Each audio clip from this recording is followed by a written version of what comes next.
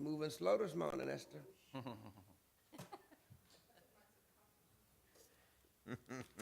cold weather will do for you. Yes, exactly.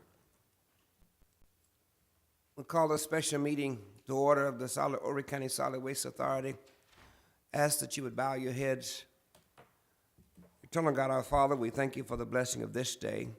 We pray now that you would guide it and direct us to this meeting, that we, O God, might do that which is in best interest of the citizens of Horry County and the Solid Waste Authority. It's in Christ's name we pray. Amen. Amen. Lance. Please stand. Pledge allegiance.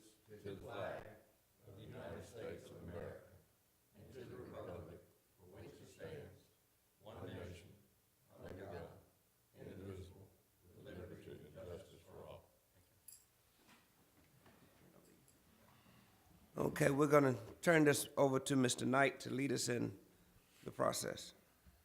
Thanks for being here. One thing I'd like to say, after this meeting, lunch is being served up at the shop. Bill and Wayne's putting on a turkey dinner for the employees, and you're welcome to be there. When we got the initial change order, I considered handling it a couple of different ways. Thought about committee, landfill committee or the finance committee or both of them together, and then there was certain people that weren't on either two. So I figured a workshop would be in order, that we would have Vance, contractor, here to talk through it, and if there's any questions, we can certainly ask the people that have the answers. I hate to spend money worse than anybody in this room, I would think, but if I have to spend it, I certainly want to know that we were getting our dollar worth, and I think we are in this process. And I'll ask Bill to come up and kind of open it up, and then Vance will come up, and we want questions and answers, and we'll be very open with it. And when everyone leaves, I want everybody to feel the same way that we have got our dollars worth. Bill? Good morning, everybody. Good morning. First off, just a reminder, this project was approved in the FY14 capital budget. So it was actually last year the board had approved it, and we kicked it off right around, I think it was May 19th is when we started at FY14. With the proposed change order, we will still be under our budget for this project. So we're a good amount under. Just a couple other things before we turn it over to Vance. Just so you know, I know ever since the Solid Waste Authority has been formed, we've always wanted to do things the right way. And I can sit here and tell you, with the work that's being done out there, that is so true of this project. It is being done the right way, and it's something we can all be very pleased and satisfied with the results. It's the work is very good out there. One last thing, when this job is complete, I don't know if you know, DHEC has to come in and certify it. When we closed the other cell out there in 2007, we had 5 individuals come from permitting and all different departments from DHEC, and we walked the entire 17 acres. We were out there for half a day for them to certify and say the job was done right. So it's important that everything that's being done right now is done right. And we don't want to come back and not on our watch or somebody else's watch down the road, where if there was a problem and they say, you know, whoever's here, whether it's a board or another staff, in 2014 they knew about it, they should have done it then. And I know everybody sitting at that board table right there wants to know this job is done right and it's a quality out there for the future and all that. So with that, Vance is here to answer any questions you have and go through the process. If you have anything else when he's done, we'll be more than happy to try to answer it for you. Can I ask a quick question, Bill? When was the change order submitted? When did we get the change order from I think it was Thursday or Friday of last week. And Vance is going to go through, you know, kind of the timeline on that with you also. Were you aware of any of these problems before Thursday of last week? While this was going on, were they being discussed with you? Knew that there was going to be additional soil that was needed, but didn't know anything about any amounts or anything until we got the change order.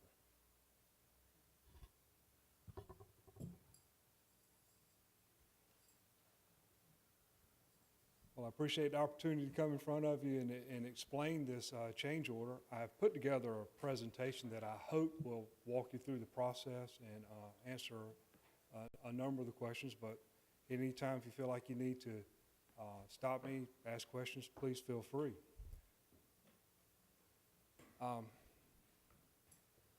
What I wanted to do is just review the contract, the way it was set up. And it's important to understand these terms so they'll have meaning when I discuss them down the road. But you have a unit price contract. And what that means is the contractor has given you a unit price to perform the work, and he's getting paid based on the number of units that he successfully completes.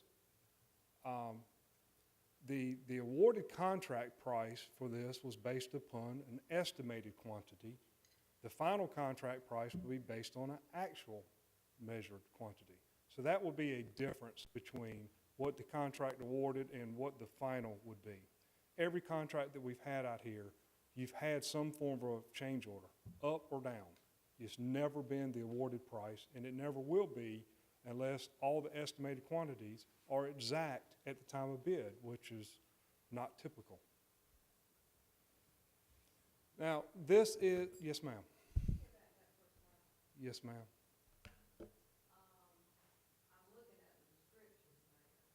Use your microphone, Pam. Okay, I'll see if I can work that out. Yes. I'm looking at the descriptions you have at the bottom, Yes, ma'am. where it says structural backfill, Yes, ma'am. estimated is 10,000, Yes, ma'am. extended is 95,400. Correct. Does that mean we're going to have that much more brought in other than the 10,000? This slide does not say that, but you're getting to where I'm heading with this. What has happened jumping ahead, is the original bid had 10,000 yards. We have exceeded that quantity in what's been needed to build this project. 10,000 was based upon the estimate that I came up with. And so we've gone over that number, and part of this presentation will explain that. And then what happens is there's the estimated quantity, which I established, a unit price, $954, which the contract, it was awarded based on a bid. The extended total is estimated quantity times the unit bid price equals the extended total.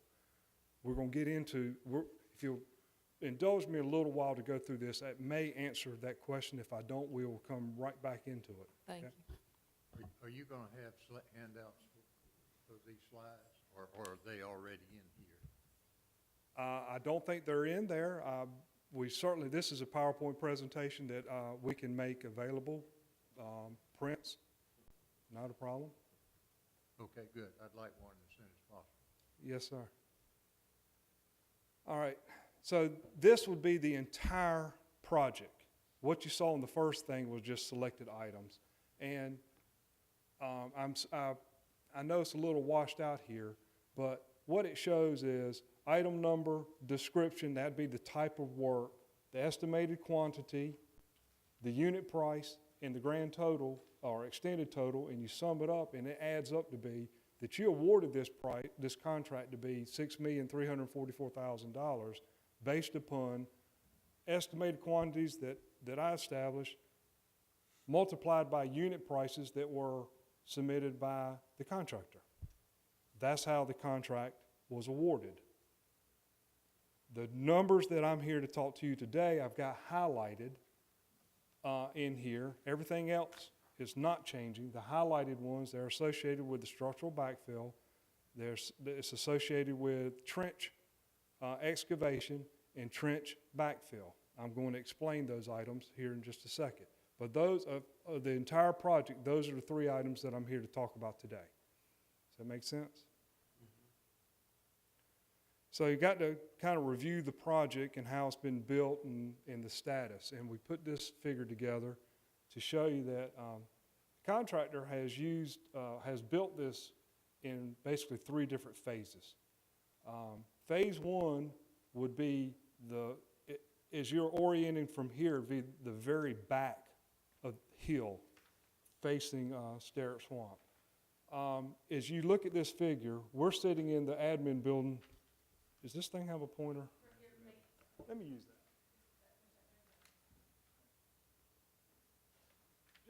Just to orient ourselves, we're sitting here, Scale House. This is the entrance road as you come in now, past the Scale House, up through here. And then this is turning going back towards the Class 3 or the MSW landfill. This is the back slope, the whole back slope. That was phase 1. Phase 2 was about half of this phase. Both of these are now have the synthetic liner placed over them. Phase 3 is the last phase here. That has not had synthetic liner placed on it yet, but that's significant in the description of where we are on the project. Now, what's the purpose of, I'm going to talk about each one of these items that are changing, what it's intended to do, and how we change, how we got the original quantities and why it's changing. First of all, structural backfill. This is the material that goes right up underneath your synthetic liner. It is what provides the subgrade for your liner, and it's to protect it from waste materials that are buried in the landfill from puncturing it. That's the purpose of this material. Now, what happened when they operated this landfill? You buried waste, and then you put cover on it, typical landfill operation. Then they put seed on it, grew grass. Now, so you have dirt that was already put on top of the garbage. It grew grass, but what we had to do is we have to strip the grass out to remove the organic material before you put the liner down. So what we're trying to do is, number 1, provide that cushion from the waste material. There's also, waste being what it is, there are areas that would be soft, or if you ran equipment over it, they would yield. It would pump, as we call it. And that wouldn't have proper structural integrity to build your cap system on top of. So that would have to be repaired. And then there's areas that would have what's called a leachate breakout. That's water that is soaked through the landfill and is coming out the side. And you'd actually have to fix those before you put your liner on top of them. So that was the purpose of this material, is to fix those 3 items. Now, where did I come up with the quantity? Well, this is our second closure at this facility. Y'all, you may not realize we have done one on the municipal landfill about 2007, same liner system, same concept. And so we had some history of how much of this material that we needed to remediate the slopes before we built the liner system, and this is the assumption. I based it on about a 6-acre area, which constitutes about 25% of the project area, needing about a foot of material. Now that is an assumption. There's no exact science that I could have done to come up with that number, but it was consistent with what was required on the previous job. The difference being is that job was on an MSW landfill, this job is on a C&D landfill. That's one possible change. Now, what happens is when this item is needed, what they'll do is they'll say, we have discovered a leachate breakout. We have an area with exposed waste, or we have an area that needs to be repaired. They say, us on-site representatives say, we need more dirt material here in order to prepare for the liner system that has to be placed. We're directing where the material goes, how much, and then we are measuring said material to quantify how much was actually placed. So I want to make sure everybody understands that the material that's being placed is at our direction. We're telling them to put this here. Now, this is a picture of what we're looking for. And this area has liner on it, the black. This area here is the subgrade that you're going to put the liner on top of, and this is the desired result that we want prior to putting the liner material down.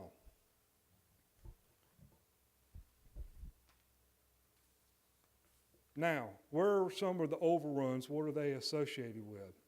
Now, before this project was bid, it was understood that there was an area that had, let's call it a depression.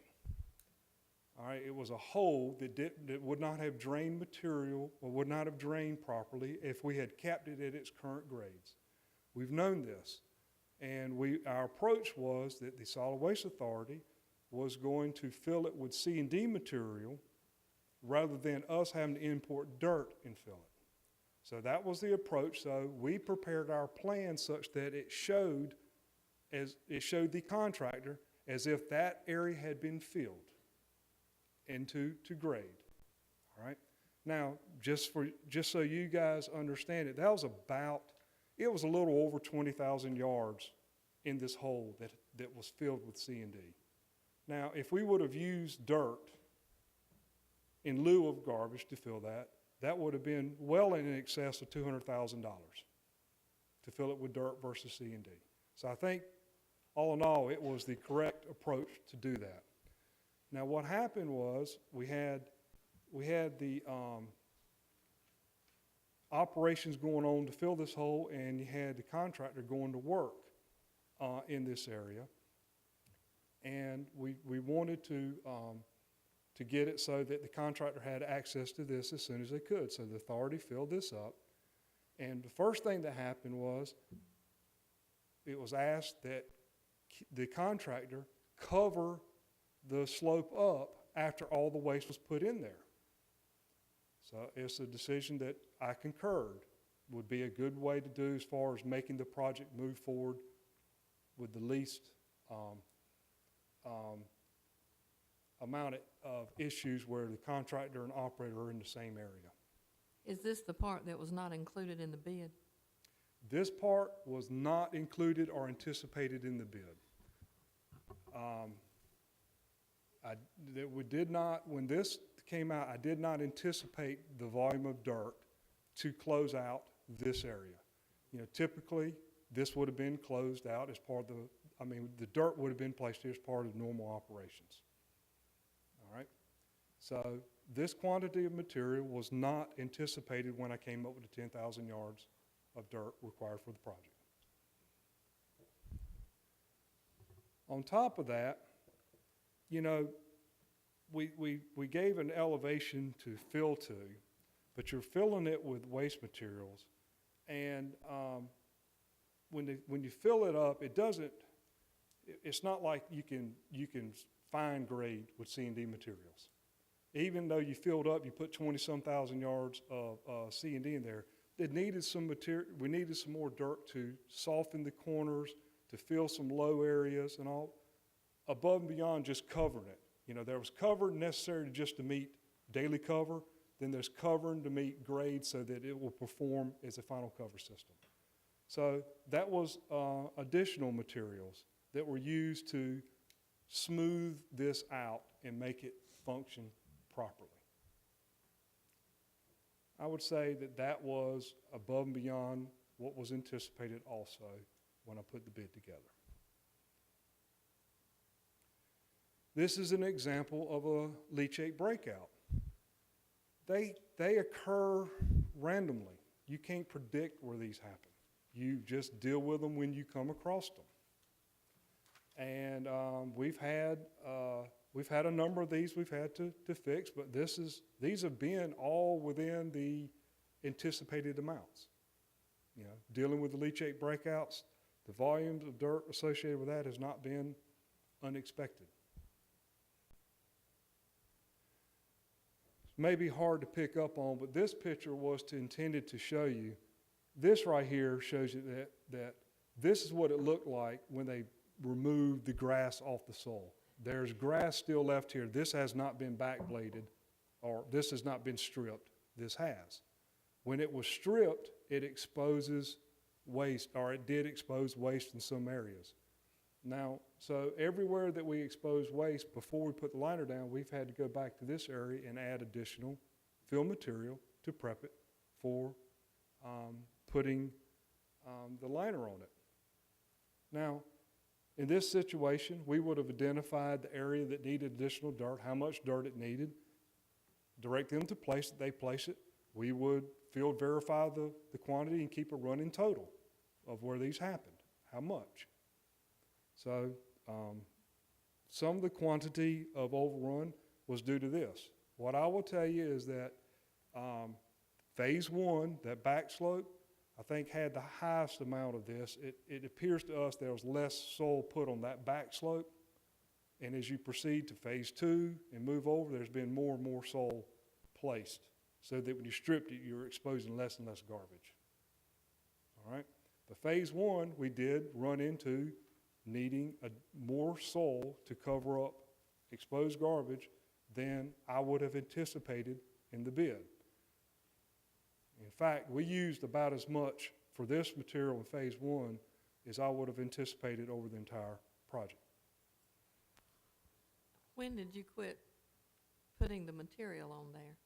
We have not quit as of today. What we've got, if I flip back to that phase, you see phase one, phase two, phase three. Phase one and two have been stripped and they're done. There will be no more material associated with that.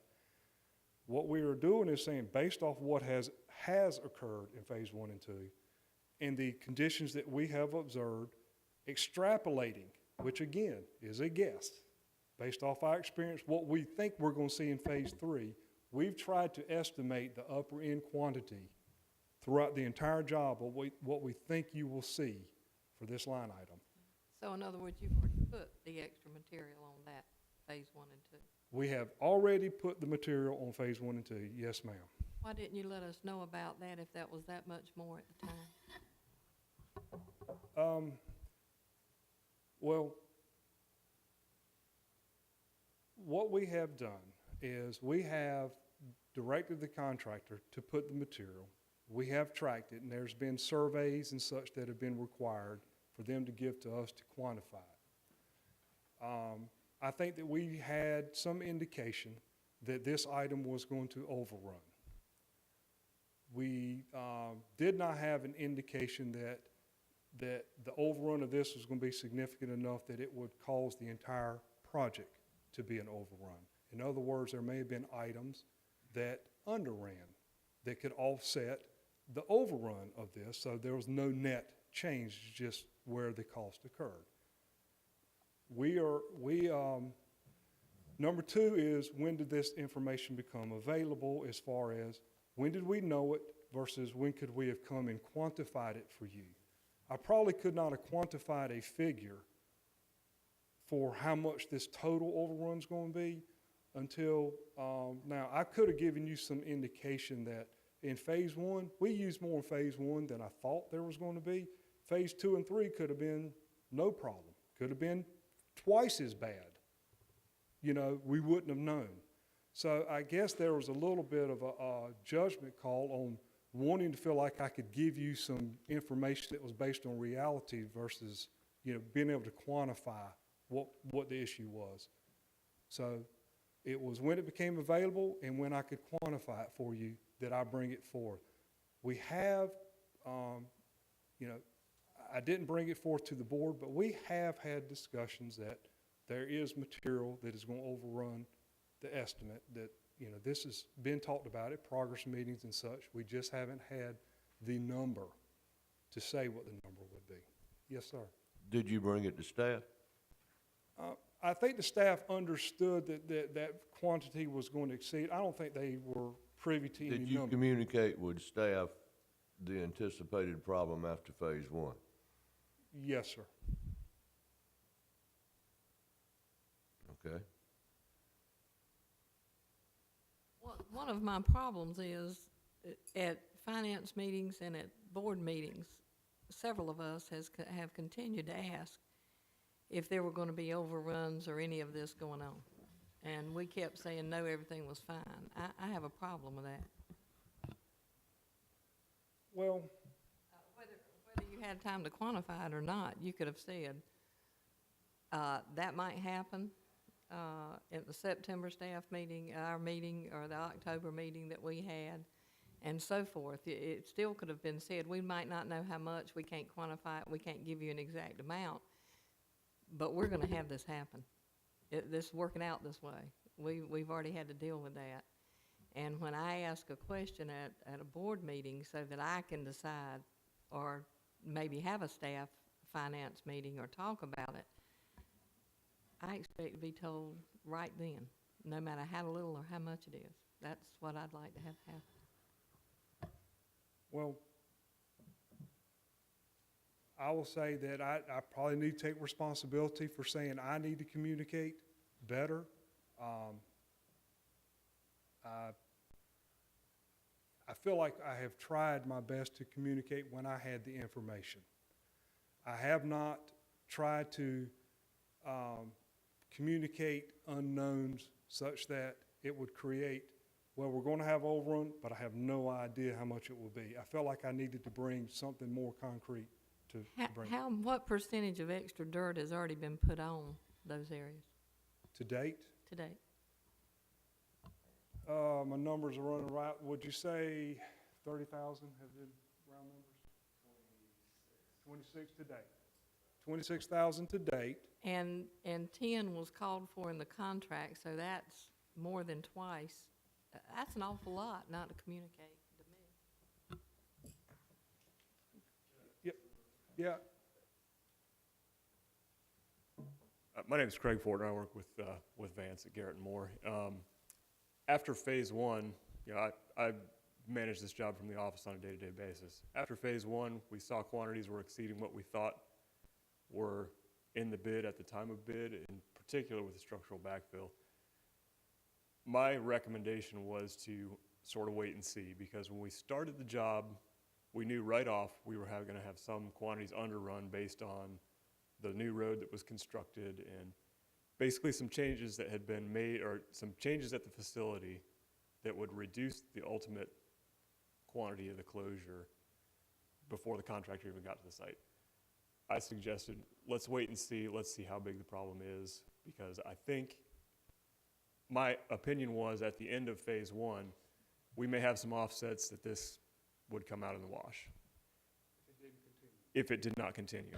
Now, with the completion of phase two is really the first and best indication that I had that we were going to exceed the bid price with the result of these overruns, which had that information probably 2 weeks ago. In playing poker, that's called drawing to an inside straight. You're in a hole, you didn't tell us you were in a hole, and you hope to get out of the hole. That's not good communication with us. We should have known the hole was there. Yes, sir. You're absolutely correct. Well, we all have different perceptions. Being in business myself for 30-some years, if I was anywhere from 5 to 10% off in what I was doing, it was a problem, and you're way over that. That's my perception. Yes, ma'am. Did, Okay. did we end up with any of the underruns that you had hoped for and anticipated that would offset any of these? Were there anything after phase one or phase two? My answer to that is absolutely we're going to have some underruns. Am I going to guarantee that they're going to offset all of these, half of these, or 25% of these overruns? I don't think I'm prepared to tell you today of that. I believe it will offset some of these overruns that we're bringing to you today. I would feel more comfortable once the next phase is stripped and we see what we have, advising you as to what those numbers are, what percent they would be. But, so this is one item that occurred, was adding additional fill material.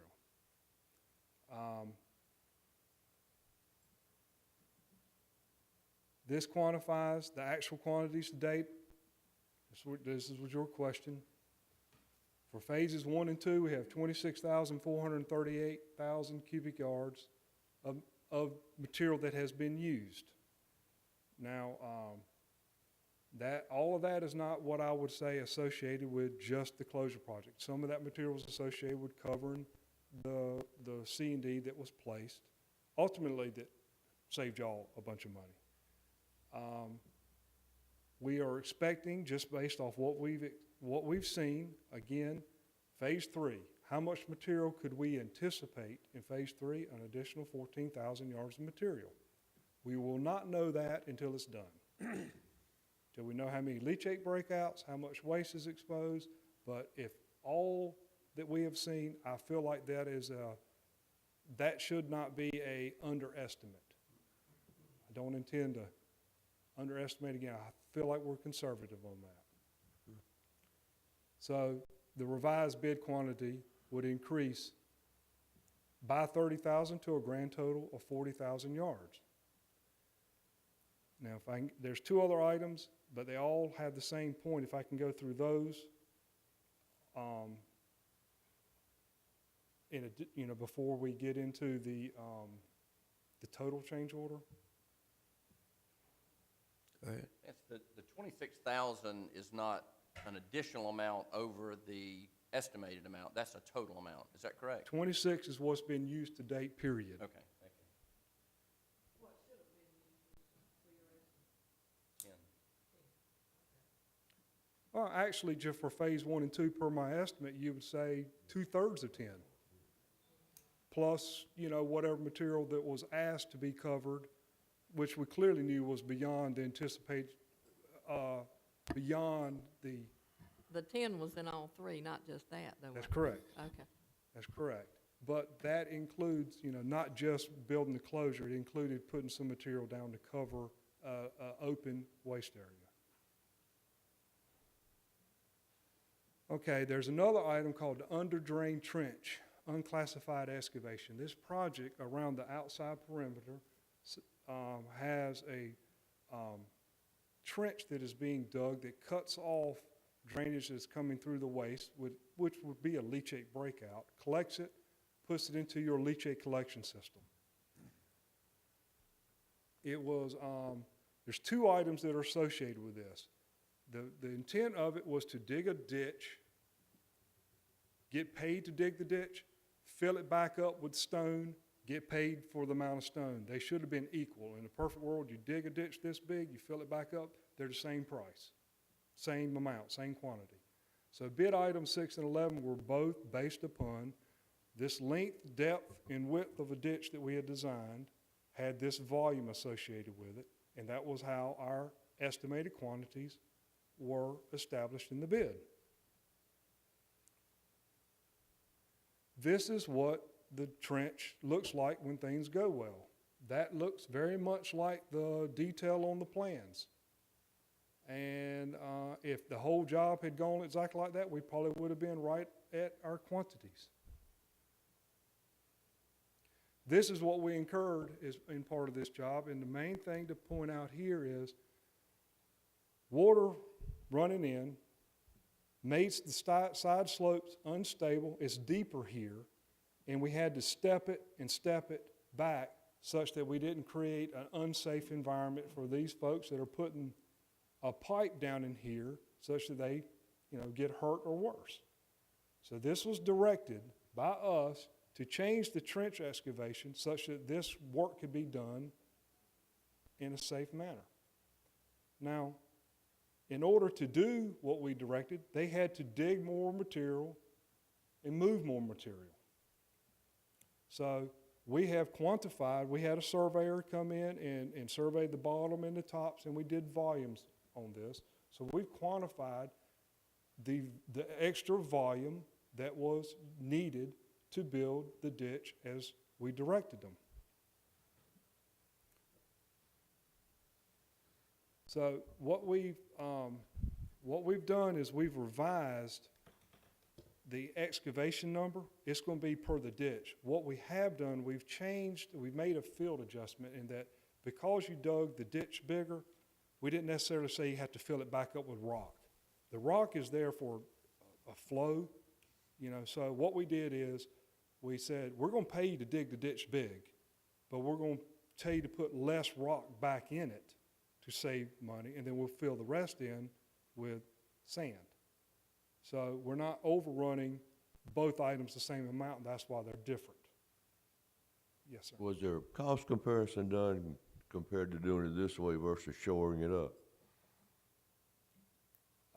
There wasn't a cost comparison, and one of the problems you have with shoring it up, you're talking about like a box that a man would get down into.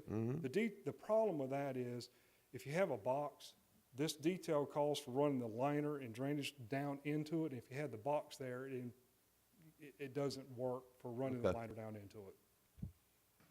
Have you already finished the ditch? The trench is complete. The quantities that we have here are based on as-built surveys, verified. There is no more. And I think we knew this information. This was quantified, I think, was it last Friday? Yeah, last Friday is when we had to be able to quantify the number. So if you take the 3 bid items and you say, based on our recommendations, these are the additives, not the total, whatever. This is how much additional items that we're recommending to increase the estimated quantities by. Unit prices are identical to what was submitted. You multiply the additions times the unit price, you get the grand total of the contract increase. So this summarizes the contract increase. Now, before we go there, let's just say that this happens and this is acceptable and the contract increases by this amount. Whether you do this or not, there's going to be another change order at the end. This is going to go back on every line item that has a measured quantity, and it's going to adjust it to actual. Some of those will go down. You're going to see this will not be the end-all, be-all contract price. So Mr. Thompson asked, are there any offsets? I would like to believe there will be. I'm standing here trying to say I have confidence that it will not exceed this amount. If you make this change, I hope my next change order is going to come back and say, now the job as built, measured, and verified will be less than this number.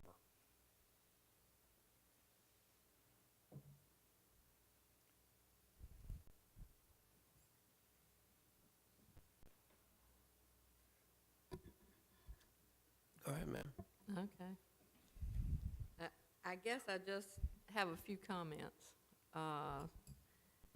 The bid quantities that were recommended and what we have now are not 10, 15, 20%. They're way over that. As an engineer, having worked with our landfill and many landfills,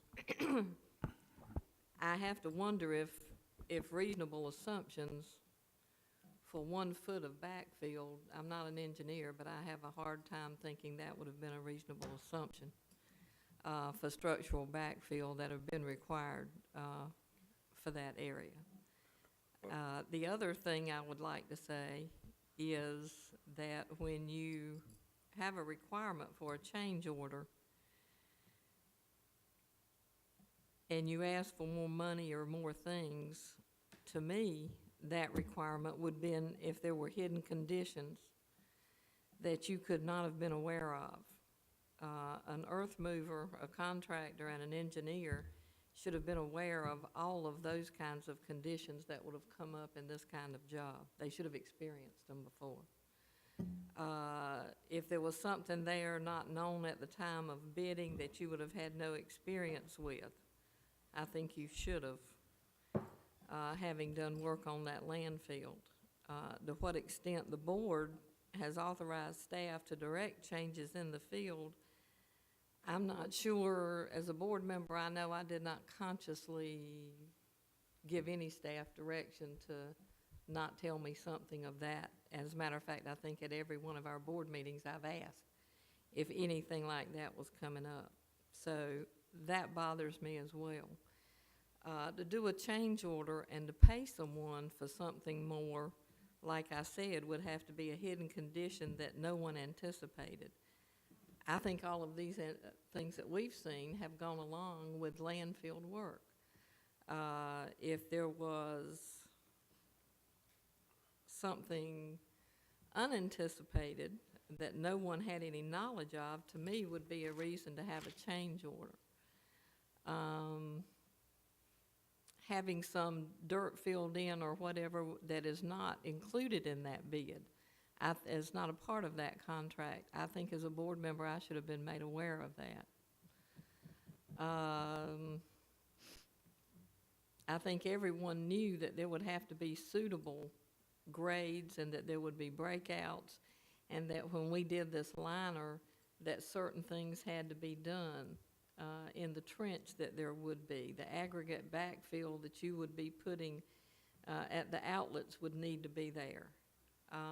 So I have a problem considering what the requirements for change orders are. I don't think that it's been done by problems in weather. Therefore, all of this, as far as I'm concerned, you should have been aware of, they should have been aware of, and you certainly should have made us aware of. So I have a problem with there being a change order, and I don't see a reason to pay any more for that. If I may address, there's three parts to that. The first one, the estimated quantity. Let's just say what should have been in the bid. If I had 50,000 yards in the quantity the day it was bid, the question is why not? I knew the landfill, I knew it. The reason is this. This is for material that goes up underneath the liner. All right, when we did this exact same job before, we knew we had history on how much material was needed for that purpose. So that is the history that I based. My history on this landfill is how I based that quantity. That volume is equivalent to what we did on the first one. This one has needed more. Now, I can accept that I could have anticipated it. The other option to that would have been, I think it's going to be this. Why didn't I just put 50,000 in there to make sure we had it? The problem is these guys are giving you a unit price based on anticipated quantities. Their price, if they would have anticipated 50,000 yards of material, they may have given me $8 a yard because economies of scale. And if the as-built would have been 5,000, 8,000 yards, I think you would have seen a change order from them saying my unit price was based upon moving this amount because I had fixed amounts on permitting and blah, blah, blah. And I'm spreading all those fixed amounts over a lot lower volume than you did. All I can tell you is that I gave you the best estimate that I could based on information that I had. Now, there may have been other folks that could say, I could have told you better. That may be true. But I think that I sit before you and say, I'm basing it on a project that happened at your site for the same job. And that if I would have added a lot of contingency to that and it didn't occur, the same thing would have been true is you had a job, you knew how much we used on that, but you put 5 times as much in the bid as we experienced. Now I'm experiencing a change order for this contractor telling me he wants a different unit price. I would have lost on that side of the game. What's happened is he gave you a unit price to do work that we directed him to do. He's getting paid for every unit that he did. He's not getting paid for something he didn't do. He's not getting paid for something that he created. He's getting paid for work that advances the project, that gives you the end result that you needed and wanted to have. So the issue to me is not, I don't think the contractor has any liability. They didn't cause it. They didn't create it. They've done exactly what we have told them to do. The problem is the unit price, the quantity that I was able to come up with is just not that exact a science. As much as we'd like to believe it, it just is not. Now, as far as your comment about timing, agree. I have done the best, I've done many projects with this authority. I take responsibility that the timing, maybe I could have done more. I'll take responsibility for that. But I feel like that the quantity thing is, I feel like there's a justification for that. I feel like that there was, there were no things here that should have been anticipated, therefore that doesn't mean should be paid more. What that would cause, in my opinion, if you were to say, you know what, you're not getting paid any more than this, I don't think King or myself or whatever would care down the road, particularly if we're not going to get paid, well, let's just put the line right on top of the garbage. We're not getting paid for it anyway. If it punctures it, why do we care? I mean, it provides an incentive to not look after your interest. And that's what we're trying to prevent. We're trying to get you the project that y'all can rely on. I agree that you should not feel that way, but I will say this. If you let us know, then we bear that burden. Since we did not, we didn't bear that. Yes. The other thing is, if you're being paid and well, yes, I might say, I don't think that you should say because we don't feel like we are being put in the position to have to pay an overrun that we might question that you wouldn't do a good job. The last person that worked for me that told me that was looking another job. I may have misspoken. What I'm saying is I don't want to incentivize not performing. That's the whole contract is set up to not do that. I'm trying to emphasize to you that it was done to do the job right. I feel like this would have been required by any contractor, by anybody. This is the amount of dirt it would have taken to build your job that you got.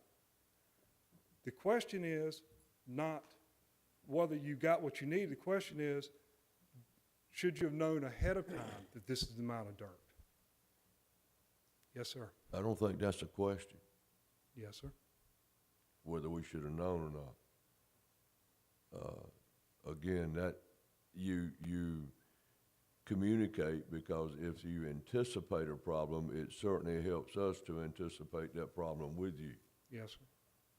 I don't think there's any way around that, Lance. We've worked together a long time. I don't question your work. I do question the statement you made. I think maybe you didn't think it through, Yes, sir. the one before, because it sounded almost like a threat, and that's a horrible thing to do.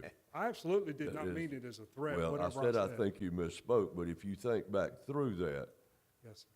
that was a horrible thing to do. Well, I will take back if I said that. That was not my intent.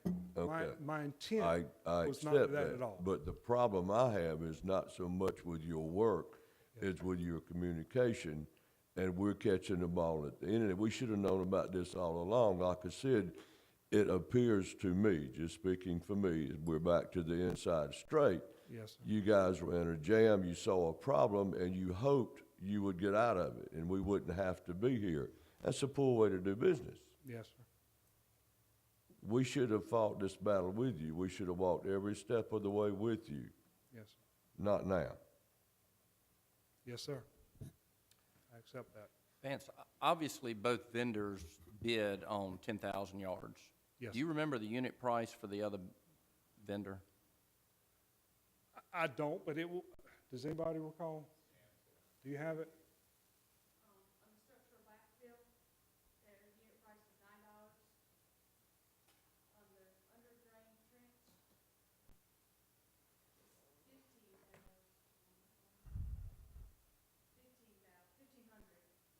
And on the under drain trench aggregate backfill, it's $78.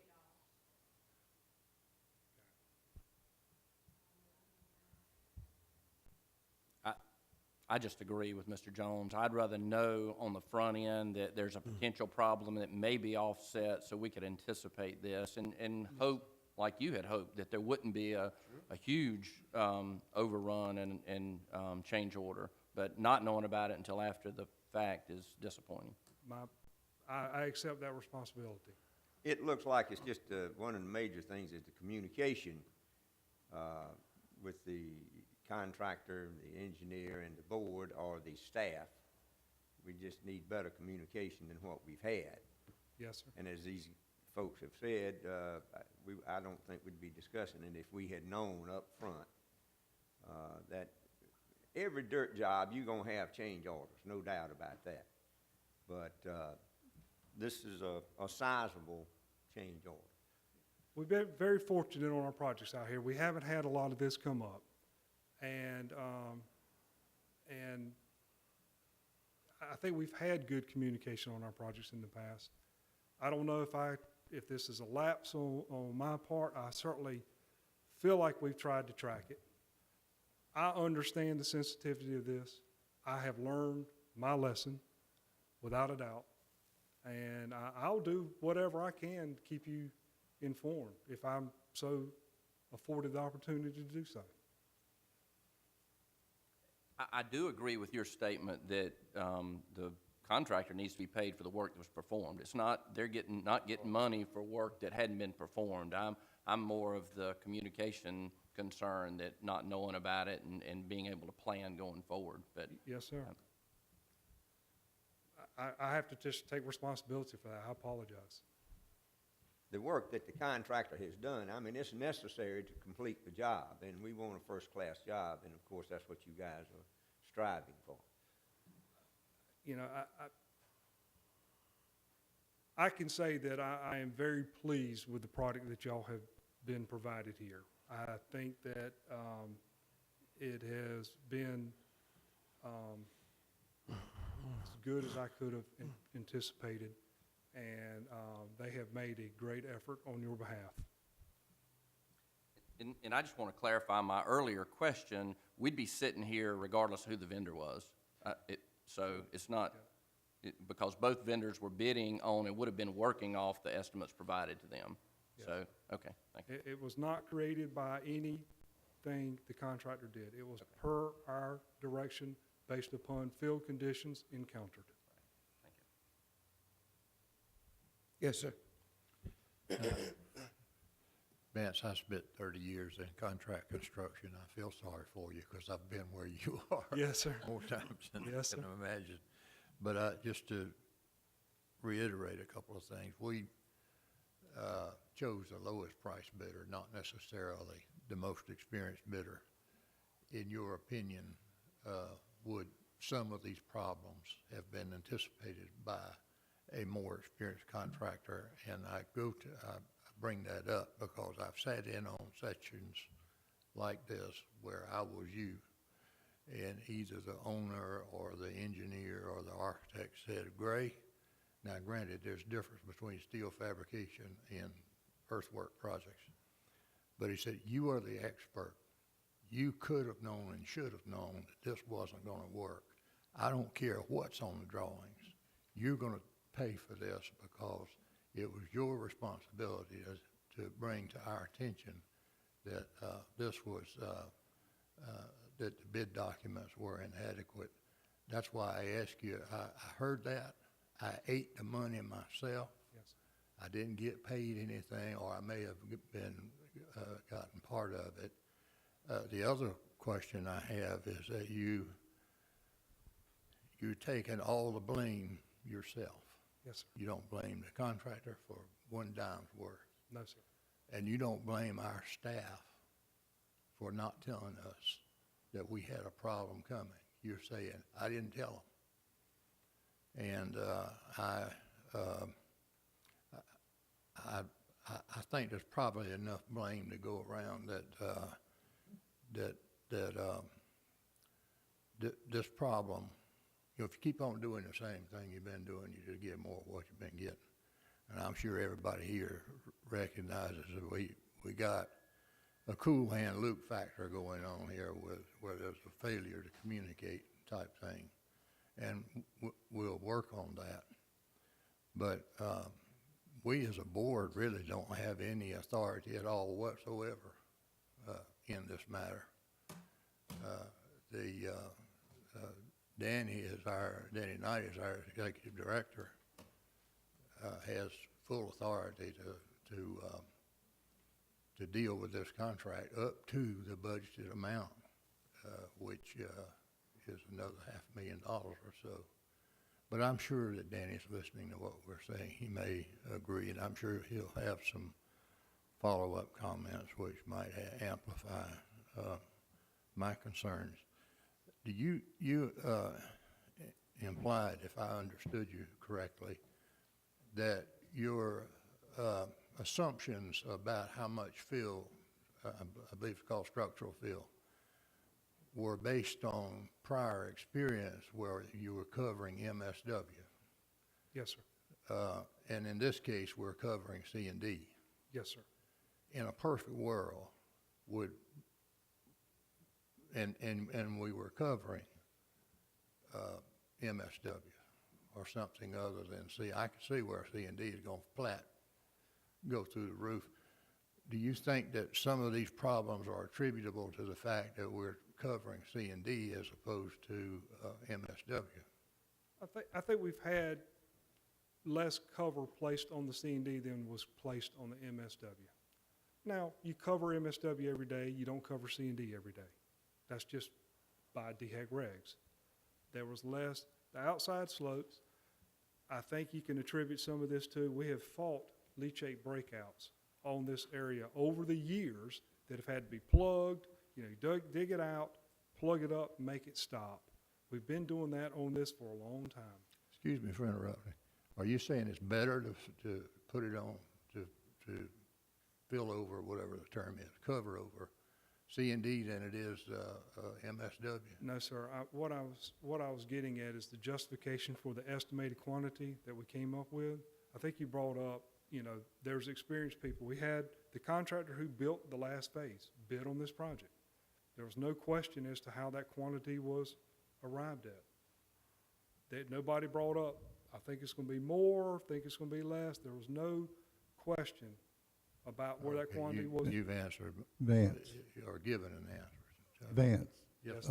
Vance, Mike Best over here. Yes. Explain to him that C&D, you don't typically close it with a liner. Yeah. Explain that to him. Yeah, the C&D in South Carolina doesn't require a synthetic cap. You can close it with soil caps.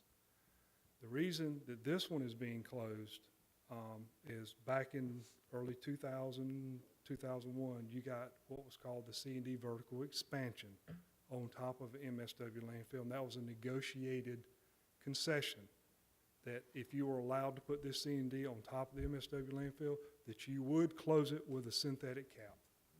There's not another synthetic cap in the state of South Carolina on top of a C&D landfill. Okay, well, I've heard enough on that. And you don't believe that a more experienced contractor might have, well, this is a learning process for us. We don't have to give it to the low bidder. We have to give it to the most responsive bidder.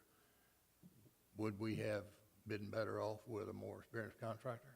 No, sir, I don't think it would have changed one bit of how much dirt you would have needed to do the project that you got today. And I think that, the issue was, could we have done a better job estimating the actual quantity? I've given you the logic of how we came up with it. It was wrong. There's no more to it than that, other than I think that you have gotten what you have needed. you paid for what you got, and you got what you paid for.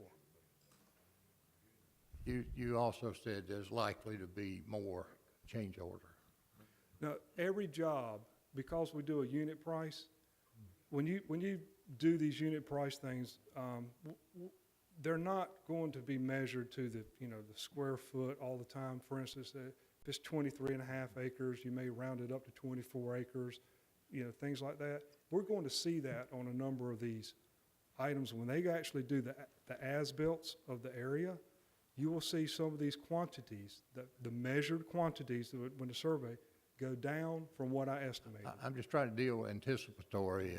I mean, if it's another 10,000 or you actually have some reduction offsets, hopefully we do. I mean, are we going to get another six-figure change order? That now's the time to tell us if we are. I'm telling you with all the best faith that this is the worst-case scenario as far as increased price. I hope the next time I stand in front of you, I'm telling you that we're below this number.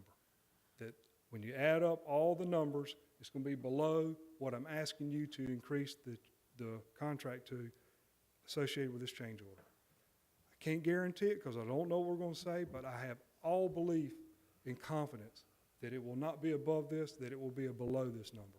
But if there's a change, you certainly gonna communicate that whether, either way. I mean, if there's any change whatsoever, we're going to Yes, sir. receive. I have heard loud and clear, and I intend to hone my communication skills. Let me make a couple of statements, and then we acknowledge that errors were made in the process in terms of communication to this board. We have to accept that fact. Yes, sir. We have to require that those errors not be made again. Yes, sir. We have to move forward, but we have to make certain that we don't run into this kind of stuff again. The board needs to be notified of the changes that are taking place. We acknowledge the fact that the work that has been done is work that would have been required to be done regardless of any situation. We can't alter that, and the work that has been done would have had to be paid for. Yes, sir. The key element, I think, for the most part, is from this point forward. The adjustment that it has to be made is in communication. Yes, sir. While we may think it's minimal, it's necessary to avoid this. We can sit here and beat this horse all day long, but I think the bottom line is that there's a change order that we've got to make a decision on, Yes. and it's not going to go away. Yes, sir. So as a board, I think we need to decide what we're going to do with the change order. We don't have authority to do anything. Yes, we do. We have the authority to tell Danny what to do with it.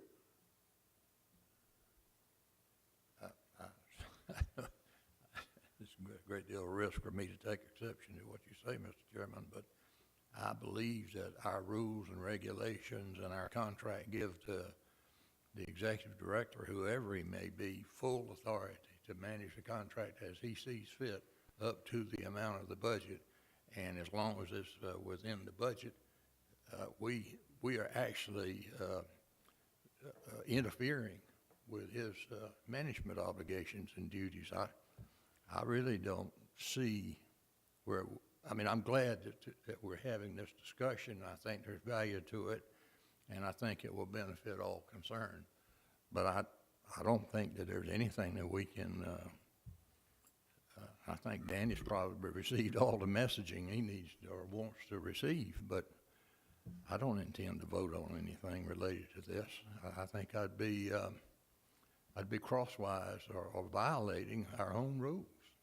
Well, I mean, the reason we have it is because Danny has brought it to us for us to either support him in it or to give him directions otherwise. That's not what it said in the memo. The memo said it was just to tell us what's been going on. You didn't ask for a vote, you didn't ask for direction. The purpose of this meeting is to review any questions the board may have. Okay. Well, go ahead, Danny. I have one other question. Were there other change orders. I mean, we picked up on paper anyway, a rounded $1 million on this contract, and we also did that on the previous one. Were there other change orders on that one? And if so, roughly how much were they? I don't think, we reported that out. I don't, We did the reconciliatory change order on that, right? And it was a negative to the contract, right? It was lower. All the quantities, when you did the add and the subtract, came in lower than the bid amount, the awarded bid amount. So every job by definition has a change order because it's, you know, if it goes perfect, you'll do a record. Add change order. No, it was not an add. If it was anything, it was a deduct. So we didn't have any of this kind of stuff on the first one? No, sir. That's all I need to I know. don't Thank believe you. so. I'm sorry to interrupt. let me say one thing. I did learn, excuse me, did learn something in this conversation that the board certainly didn't want to interfere with my managing, and I appreciate that. I think we've got to really be open in communication, and we've tried so hard since I've been here to open it up, and I think it's been good for all of us. I think it's been good for King Construction sitting back here, an on-site rep that looks at this stuff every day to know that the board is concerned. They see me out there every day. But we did ask in the interview process with the guys with a lot of experience, do you see anything on these plans, any way we could do it different that would help the bid process? King stepped up and offered a $300,000 reduction in the bid based on moving that dirt pile site. So basically what we beat up is that savings, but we got the dirt, additional dirt at a bid price. It was bid. I feel good that the major problem we have on this change order is improving communication. 'Cause that'd be the easiest thing in the world to do if Vance has to be here every Tuesday, or whatever. But I just appreciate participation, the questions. It just makes us bigger and better. We're getting ready, we're looking at the piggyback bid, and we certainly want to know the parameters that you want to operate in that contract under, as I stated in the last meeting. How we handle these things in the future is important to you, it's important to us, and we in this thing together. Do you think this board needs to vote today? Well, What's the maybe just decision you're making? to support the process. Then I make a motion to accept the change order. I second. Been properly moved and second that we accept the change order in support of Mr. Knight and his accepting of the change order. All those in favor make it known by How saying, about some discussion? I'm sorry, go right ahead. I made this point a while ago. We have no rights under our own rules, under the contract that we approved, to have any interference or sway or suggestion or approval. This is not, this is an administrative matter. We're here for policy matters. And I think it's inappropriate for us to take a vote regardless of what the vote, whether the vote's positive or negative. I mean, I think it's the wrong thing to do. It sets a bad precedent. I think the executive director should be able to rely on our own rules, and I, for one, think that the motion and the second, of course, I know it's going to pass. What else is new? Dan, listen to the motion. The motion is not whether or not we're accepting the change order. We're simply doing what we're doing in support of what he's done. We're simply supporting his decision. That's a difference. We're not interfering. We're supporting his decision. We're letting the director know that we support him, and that's what we talk about. And the decision that here he has is- made. Right. That's not interference. That's not going beyond the rules. Coming close, but Close is not cross the line. Ms. Creech. My comment is, since and I discussed what I thought the requirements for change orders and paying was, I could support what change order payment would be, that if weather or something else had something to do with that. I don't support anything else for that to be done because of technicalities. And the other thing I would just like to say is, to me, we evidently have a flaw in how we work in our contracts, because if a contractor is experienced and he looks at what our engineer has given him an idea on, he doesn't really have any reason to raise a concern with that if he automatically gets change orders paid for his work. He doesn't have any reason to do that. What he might have a reason to do is lowball his bid and just continue to put in change orders. So I have a problem with the contract, and I consider that to be a flaw in how we do it. And at a different time, we need to bring that up and talk about it. But I will only support paying someone under this condition for what the weather may have done. Thank you. well, let me just add to Mr. Jones's motion. I appreciate the clarification. We're not taking a vote, Mr. Chairman, on the actual management process itself. We're just taking a vote of confidence and trust and all in our executive director. And for the reason that Vance Moore has stood up here and took 100% of the blame, whether it be communication or experience or construction or anything else. I can't see any reason to fault anybody, so I'm not going to fault Danny. It ain't his fault. This man took every bit of it. Previous question. Go ahead. Yeah, one more question. The contract, in your opinion, Vance, the unit price actually protects us to be able to show per unit what the contractors are bidding on, rather than an overall price that, I mean, they both were equally bidding based on your estimates. So we knew what those were per unit, and whatever the end of the day the units turned out to be, it was going to be that. So it's actually protecting. Okay. That's correct. Previous question. Call for a vote. All in favor, make it known by saying aye. Aye. Opposers? So ordered. May I ask a question, please? Yes, The motion is that we support, in effect, I'm paraphrasing, we support the executive director, not that we approve of the change order itself. exactly. We supported the Thank you. executive director in his decision. And I vote yea. Anything else? Meeting's adjourned.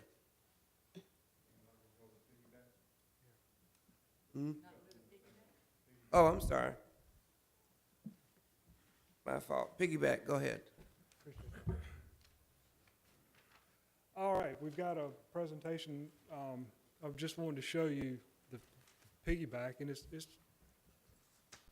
kind of a very good timing that we can talk about this. I made every word I said. I feel so sorry for you. Well, what I wanted to do today is just to show you the phase one piggyback construction, so you can get an idea of what we are proposing, what the project would be. And I'm going to use my pointer a little bit again, but again, we're sitting here, entrance road comes up through here, comes down. This is the way the trucks are coming in and out now. All right, this is our closure project we just got through talking about. The road, everything in between that road and what we it's called the horizontal expansion landfill, the MSW landfill. This is going to be lined and be called the piggyback expansion. Now, this is phase one. You may recall phase two comes across and would be all this inclusive. You're still putting C&D in this area to build the base grades for the phase two. This area has the material in place. So what I wanted to show you was the general area and some of the concepts that I plan to talk to your staff about, ideas to consider. And one of the things that I like to say is this line right here is the phase line in between what is going to be built now and what will be built in the future. Now, that is not a hard and fixed line. It's where it makes sense as far as where your operations are, how much capacity you want to build, how much you want to build to spend it. Now, this has been something that we've been planning on for a while as far as giving you grades to fill your C&D and operate, but it's not hard and fast. It could move a little bit each way, and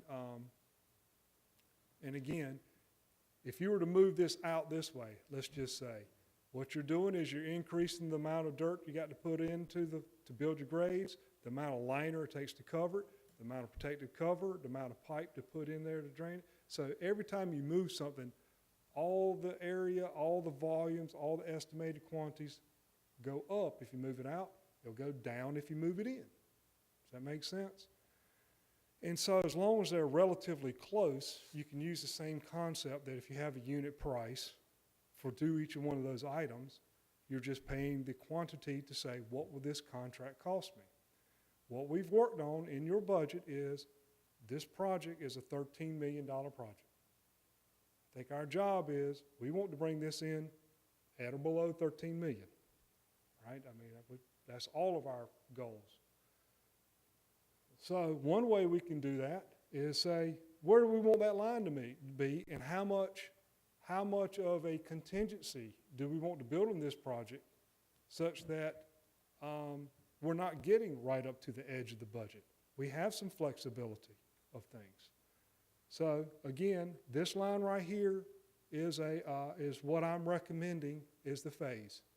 There's a few things in here that I'm going to talk about that have not been talked about with you guys. They're interesting ideas or things that have been used in the past, but because the piggyback is a unique operation, what's going to happen is that you've got a big hill here and you've got a valley in here. That's the concept of the piggyback. You've got this valley and you're going to fill up the middle of it and get a lot of bang for your buck.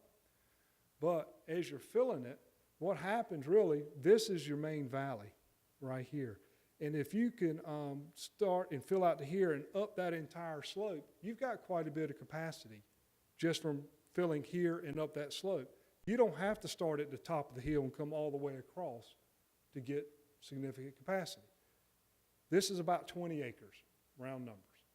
So one of the things that we'll be talking about today is, all right, well, if we build this landfill and we have this drainage layer out there, how long is it going to be before we put waste across this entire footprint?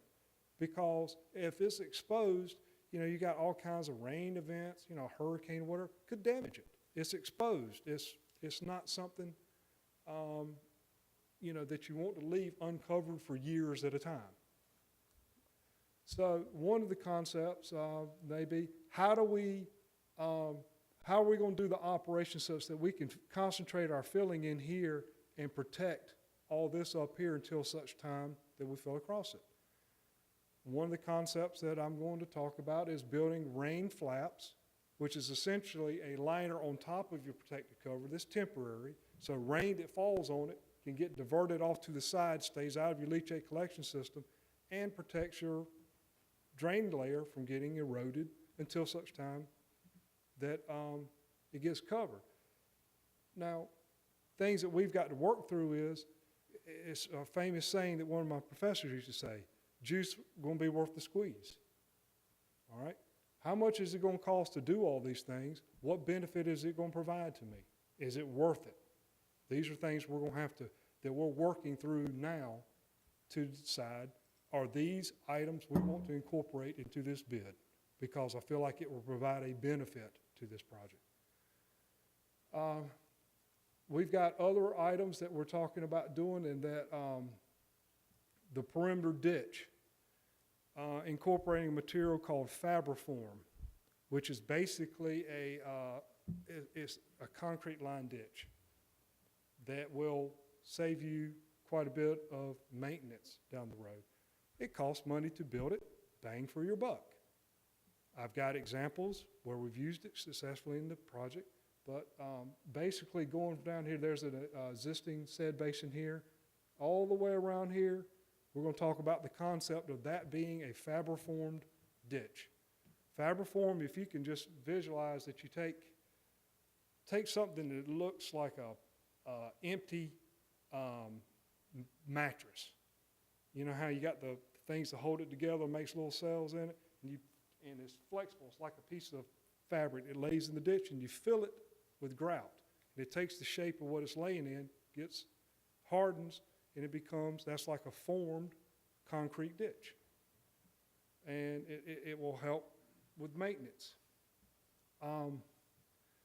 We're going to also talk about the leachate collection system, how we're going to collect down here. This will be the low area. What you're seeing here are pipes that are coming from this direction to this direction, tying to a header and coming to here. We're going to talk about the option of perhaps putting lights along this road.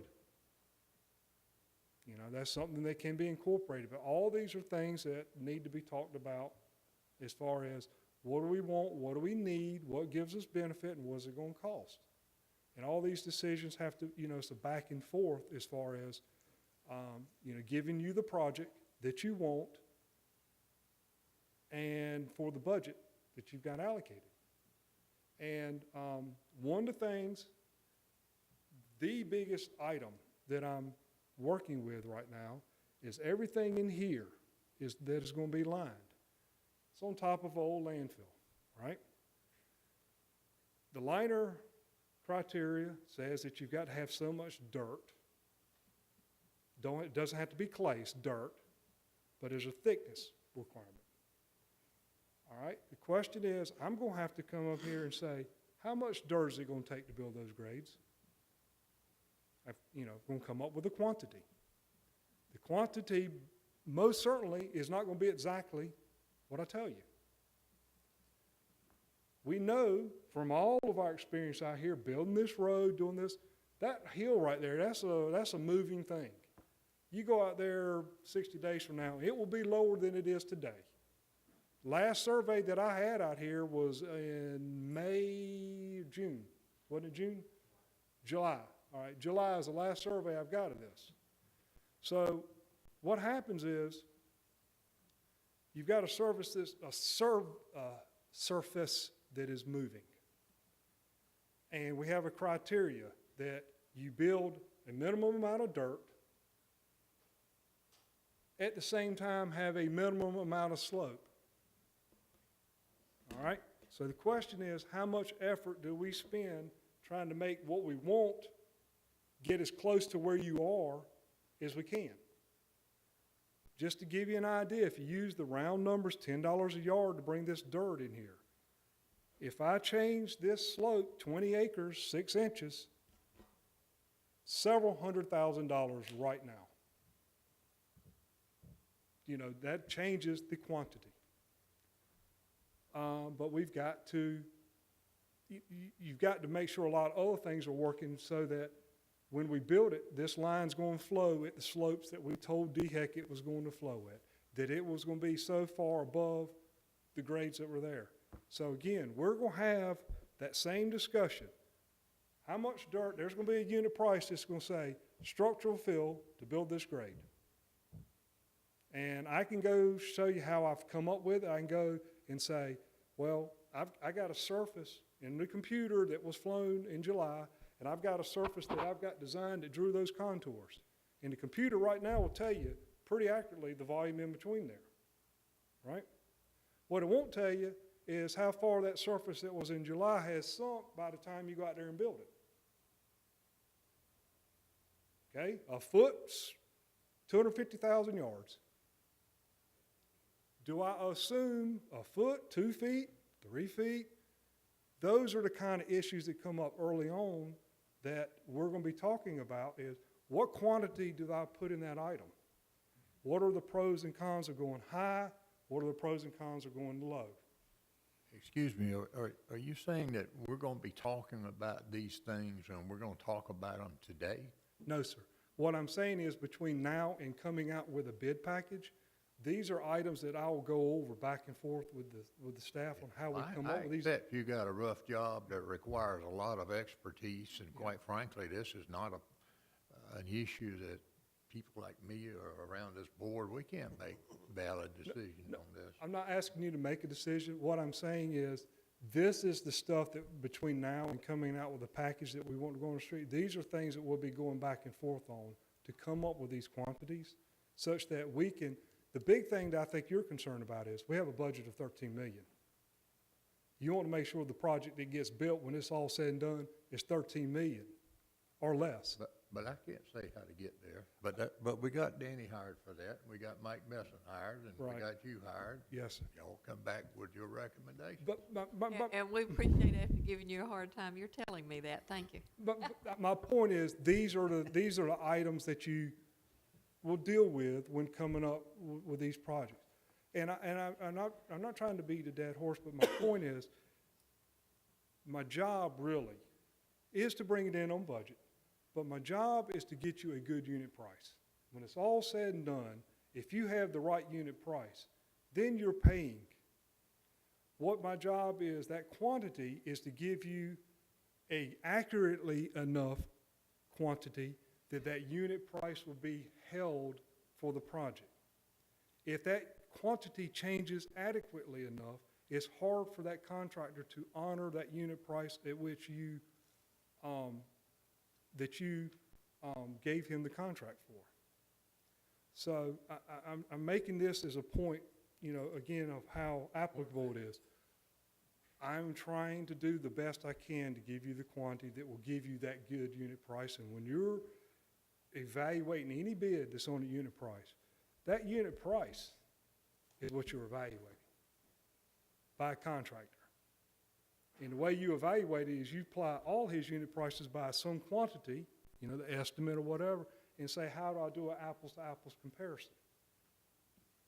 So that would be my objective on the project, working with the staff, is to talk about, these items and some of the things that we would consider being items to consider and do you want on the project and how that matches up to the budget. But we've made quite a bit of progress on the piggyback. It is going to be an interesting project. I have contractors calling me now that know that this is on the radar. So I think you're going to find this is going to be a project that's going to... It's still going to be 220 feet high built out. The contours that permitted have not changed a bit. It's going to be the same height that it was permitted. You will not get the ultimate height just from this phase.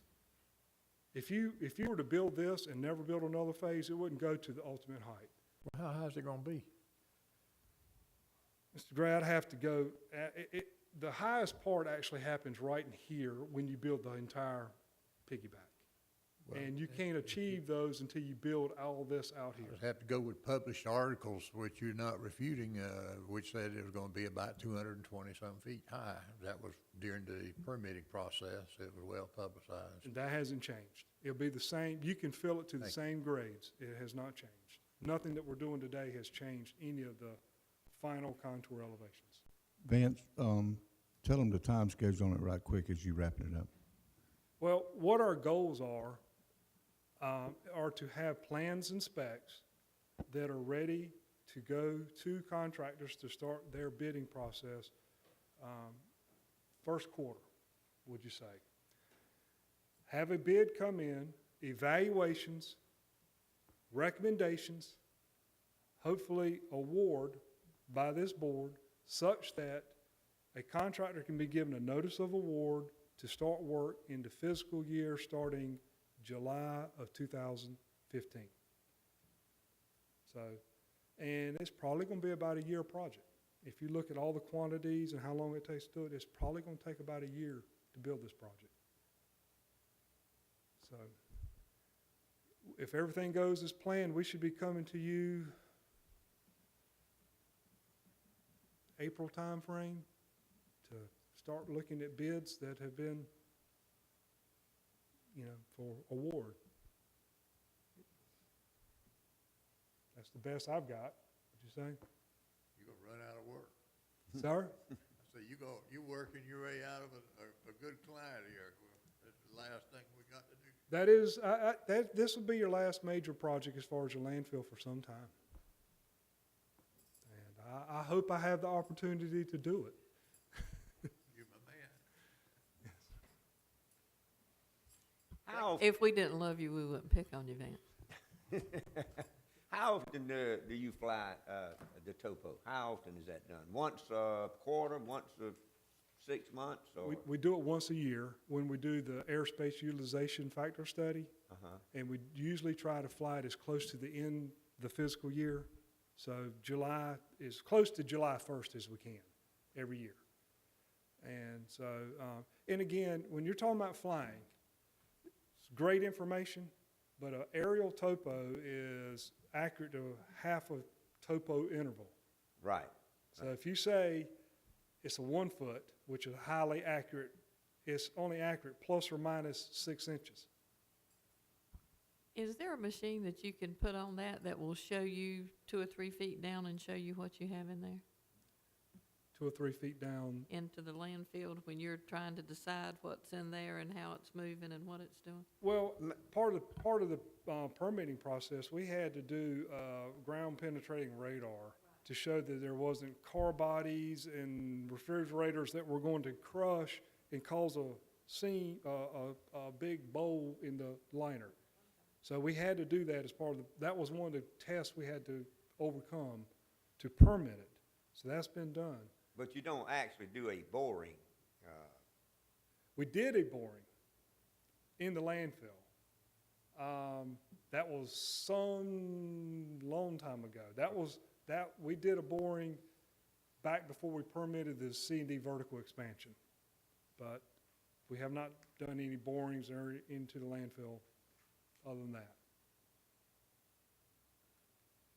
Can I go back and ask a question about the previous project? I Yes, sir. apologize. With the changes in the structural backfill and all, has that impacted the time frame and deadline at all? Are we still on schedule with the additional dirt and? Have had no request for additional time, and we're on schedule. Anybody have anything that's different than that? What's that? No request for additional time not related to weather. Which is not due to them. Right. We have contract time that said anticipate this many days. If you exceed this many days, you actually get a day-for-day extension. So they have had more adverse weather than the contract allowed, so they're getting extensions due to adverse weather. Not because of the, okay, that was my question. Right. Thank you. Any other questions? Any other comments? I appreciate y'all's patience. I really do. Thank you. Thank you. You gonna buy lunch? I should, shouldn't I? Yep. All right. We All could right, Go accept buy a those, bottle of Maalox. so you- Came Our up pretty meeting's clean. adjourned. Thank you. Thank you. And